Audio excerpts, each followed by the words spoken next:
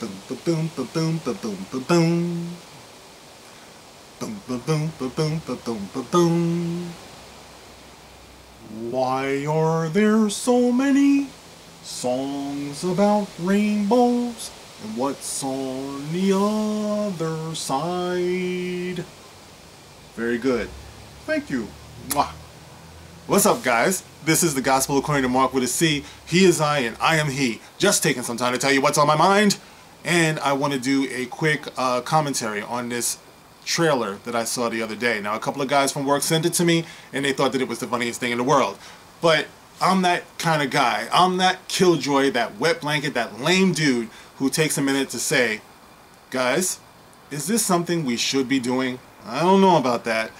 This is concerning the new movie, or the upcoming movie, The Happy Time Murders, starring Melissa McCarthy. And I don't know if you guys have heard about it or if you've seen the trailer. I will leave it in the comment section so you can check it out yourself. Tell me what you think about it. But anyway, I'm going to get into this article real quick, and I'm going to talk about it because Sesame Street is actually suing this movie because of the use of the likeness to the Muppets, all right, in this movie. All right, so let's rock with this, and you can find it on Esquire.com. The headline goes like this: Melissa McCarthy's Bowdy puppet movie is being sued by Sesame Street. Yes, they're being sued by Sesame Street. Dude, if I were being sued by Sesame Street, I would take that to mean that I've hit rock bottom as far as human decency is concerned. I take a long look in the mirror if you're ever sued by Sesame Street.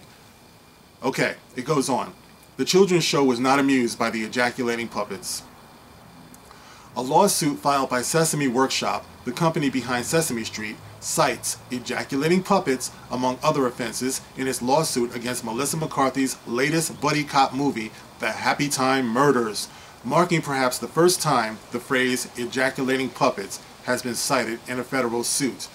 Yes, guys, I've heard of people, certain degenerates, so I've heard, ejaculating into socks.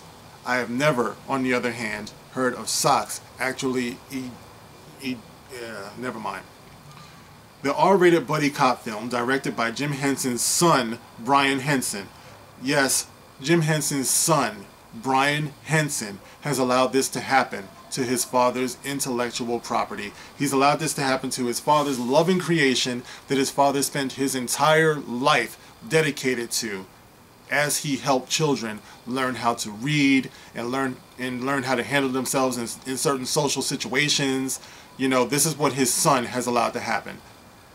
Kind of reminds me of Lawrence and Jonathan Kasdan. You see, there's no such thing as royalty when it comes to creating and creations. Guys, sometimes you cannot trust your snot-nosed, coke-headed, bratty-ass children to maintain your passion and what you create. Doesn't work that way.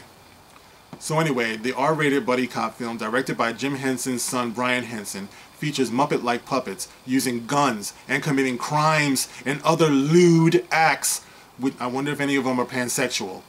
Which is why Sesame Street is suing the production company and demanding the film be pulled. They especially take issue with the film's tagline, "No Sesame, all street." That's so clever. In the trailer, the puppets engage in very un-Muppet-like behavior, such as prostitution. In parentheses, it says, a Fozzie Bear look-alike offers McCarthy a blowjob for 50 cents. Oh man, waka waka waka! Drugs. McCarthy snorts drugs offered by a puppet. And murder. According to the suit, the trailer deliberately confuses consumers into mistakenly believing that Sesame is associated with, has allowed, or has even endorsed or produced the movie and tarnishes Sesame's brand.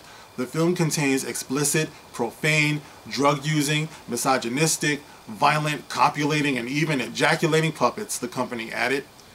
The Jim Henson Company and Brian Henson also issued a statement saying they disagreed with the marketing for the movie. We wholeheartedly disagree with their direction of referencing Muppets and Sesame, and Brian has taken a harder position as he could, but contractually, we don't have the right to change it. The Happy Time Murders production company, STX Productions, doesn't seem to be concerned.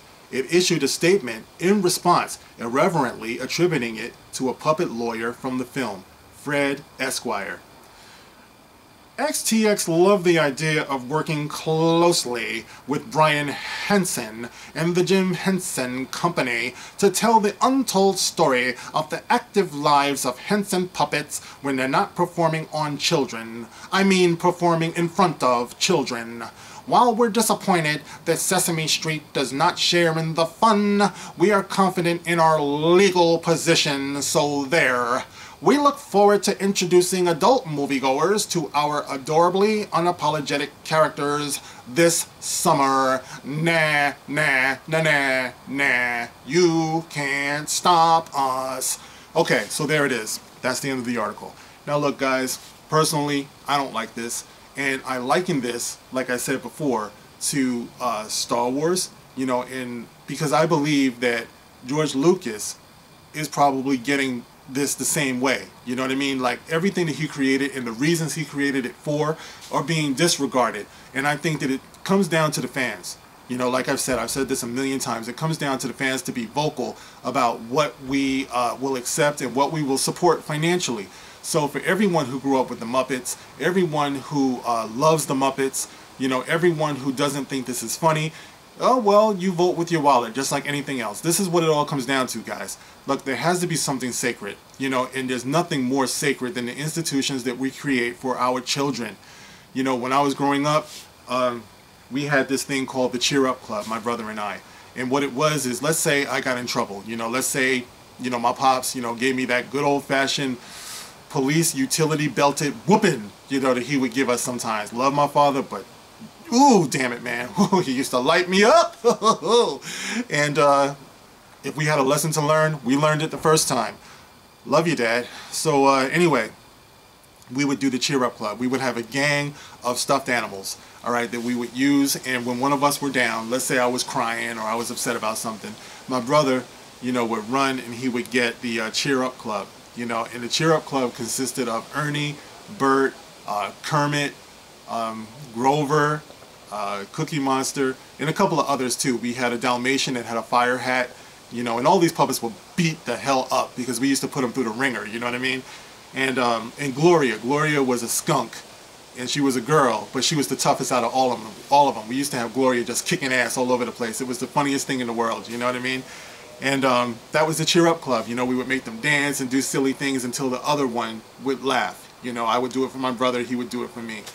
And rest in peace, man. I love my brother so much. I miss him, you know, with all my heart. But, you know, this is connected to the memory of him.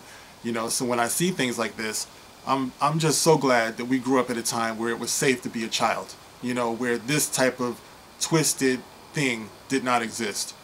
You know, and I just wonder, you know, I wonder if people, like I could see, you know, people finding this funny. Like, let's say it's a Saturday Night Live sketch, you know, or something like that that goes on for maybe 1 or 2 minutes. I can understand that, but you want to dedicate a budget to this. You want to put this out into the movies. You want to do marketing behind this that cites the Muppet Show, you know, and you have these little, you know, puppets and things like that.